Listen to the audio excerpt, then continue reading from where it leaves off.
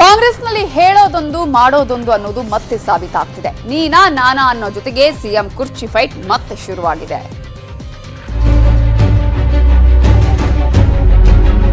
ಸಿದ್ದರಾಮೋತ್ಸವದಲ್ಲಿ ಲಕ್ಷ ಲಕ್ಷ ಜನ ಸೇರಿಸಿ ಶಕ್ತಿ ಪ್ರದರ್ಶನ ತೋರಿಸಿದ್ರು. ಈಗ ಡಿಕೆಶಿ ಸರದಿ ಶುರುವಾಗಿದೆ. ಆಗಸ್ಟ್ 15ಕ್ಕೆ 75ನೇ ವರ್ಷದ ಸ್ವಾತಂತ್ರ್ಯ ಅಮೃತೋತ್ಸವಕ್ಕೆ ಬೆಂಗಳೂರಲ್ಲೇ ಲಕ್ಷ ಜನ ಸೇರಿಸಿ ಶಕ್ತಿ ಪ್ರದರ್ಶನಕ್ಕೆ ರೆಡಿಯಾಗ್ತಿದ್ದಾರೆ.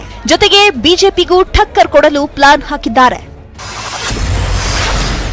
ಪ್ರತಿ ಜಿಲ್ಲೆಯಲ್ಲೂ ಕಾಂಗ್ರೆಸ್ನಿಂದ 75ನೇ ಸ್ವಾತಂತ್ರ್ಯೋತ್ಸವ. ಬೆಂಗಳೂರಲ್ಲಿ 1 ಲಕ್ಷಕ್ಕೂ ಹೆಚ್ಚು ಜನ, ಜಿಲ್ಲೆಗಳಲ್ಲಿ ಕನಿಷ್ಠ 10,000 ಜನ. ಬಿಜೆಪಿ ಹರ್ ಘರ್ ತಿರಂಗಾಗೆ ಟಾಂಗ್ ಕೊಟ್ಟಂತಾಗುತ್ತೆ. ಸಿದ್ದು ಎದುರು ಡಿಕೆಶಿ ಶಕ್ತಿ ಪ್ರದರ್ಶನ ಆದಂಗೂ ಆಗುತ್ತೆ. ಹೈಕಮಾಂಡ್ಗೂ ಶಕ್ತಿ ಎಷ್ಟು ಅಂತ ತೋರಿಸಿದಂತಾಗುತ್ತೆ. ಬಿಬಿಎಂಪಿ ಚುನಾವಣೆ 2023 ಎಲೆಕ್ಷನ್ಗೂ ಲಾಭದ ಲೆಕ್ಕ. ಈಗಾಗಲೇ ಜಿಲ್ಲೆಗಳಲ್ಲಿ ಡಿಕೆಶಿ ಕಾಂಗ್ರೆಸ್ನಿಂದ 75 ಇವರ ಅಡಿಗೆ ಮನೆಯಿಂದನೇ ಕ್ಲೌಡ್ ಕಿಚನ್ ಬಿಸ್ನೆಸ್ ರನ್ ಮಾಡ್ತಾರೆ.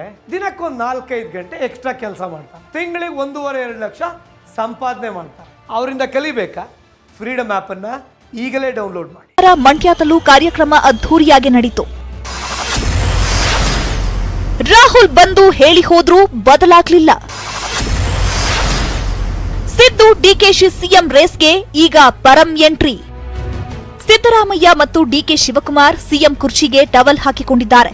ರಾಹುಲ್ ಗಾಂಧಿ ಬಂದು ಹೋದ್ಮೇಲೂ ಇಬ್ಬರ ಮಧ್ಯೆ ಅಲ್ಲಲ್ಲಿ ನಾಯಕತ್ವದ ಫೈಟ್ ನಡೀತಾನೆ ಇದೆ. ಈಗ ಇಬ್ಬರ ಮಧ್ಯೆ ಪರಮೇಶ್ವರ್ ಎಂಟ್ರಿ ಆಗಿದ್ದಾರೆ. 72ನೇ ವರ್ಷಕ್ಕೆ ಕಾಲಿಟ್ಟ ಪರಮೇಶ್ವರ್ ಮುಂದಿನ ಮುಖ್ಯಮಂತ್ರಿ ಅನ್ನೋ ಘೋಷಣೆ ಮೊಳಗಿದೆ. ನೋಡೋಣ, ಅವೆಲ್ಲ ಹೇಳಕ್ ಬರೋದಿಲ್ಲ. ನಾವು ಯಾವುದನ್ನು ಕೂಡ ಗೆಸ್ ಮಾಡಕ್ ಆಗೋದಿಲ್ಲ. ಈ ಮಧ್ಯೆ ಬಿಜೆಪಿಯವರು ಸಿದ್ದರಾಮೋತ್ಸವ ವಿರುದ್ಧ ಸರಣಿ ಟ್ವೀಟ್ ವಾರ್ ನಿಲ್ಲಿಸುತ್ತಿಲ್ಲ.